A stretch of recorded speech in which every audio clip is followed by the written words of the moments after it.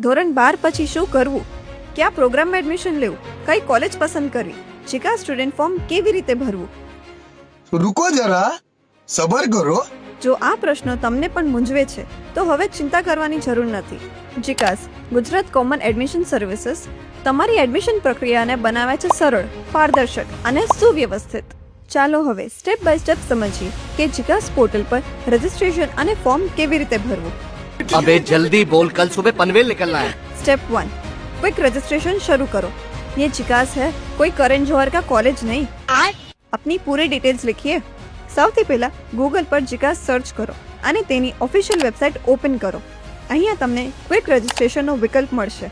અહીંયા તમારે તમારી મૂળભૂત માહિતી ભરવાની રહેશે.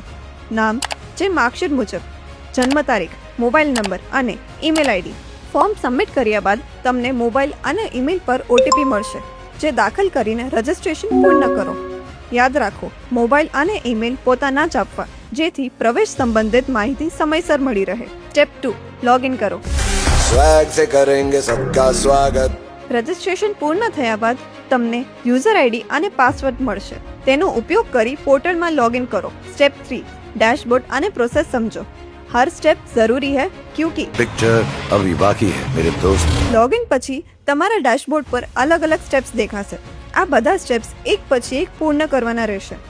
स्टेप 4, पेमेंट प्रक्रिया. अरे देवा, ये खर्चा नहीं, फ्यूचर का इन्वेस्टमेंट है बाबा. સૌ પ્રથમ ₹300 રજિસ્ટ્રેશન ફી ઓનલાઈન ચૂકવવાની રહેશે. આ પેમેન્ટ તમે વિવિધ ઓનલાઈન મેથડ્સથી કરી શકો છો. स्टेप 5, प्रोफाइल डिटेल्स भरो.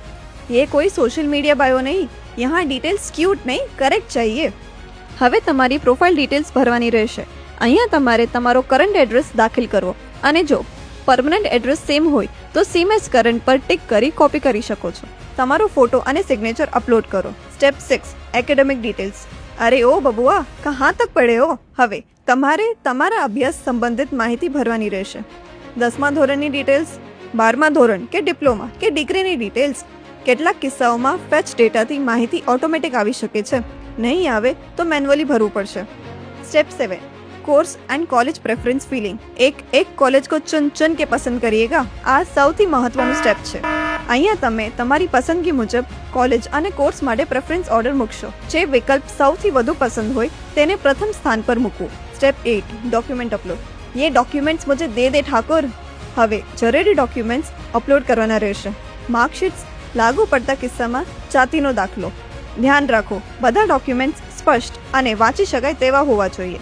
स्टेप 9, चेक અને સબમિટ. એક સબમિટ બટન की कीमत तुम क्या जानो रमेश बाबू. અંતે બધી વિગતો એકવાર ચકાસી લો, પછી ડિક્લેરેશન બોક્સ ટિક કરી ફોર્મ સબમિટ કરો. આ રીતે જીકાસ રજિસ્ટ્રેશન અને ફોર્મ ભરવાની પ્રક્રિયા સરળ રીતે પૂર્ણ કરી શકાય છે. સાચી માહિતી ભરો, સમજદારીથી પસંદગી કરો અને આત્મવિશ્વાસ સાથે આગળ વધો. જીકાસ, અરજી 1, વિકલ્પ અનેક.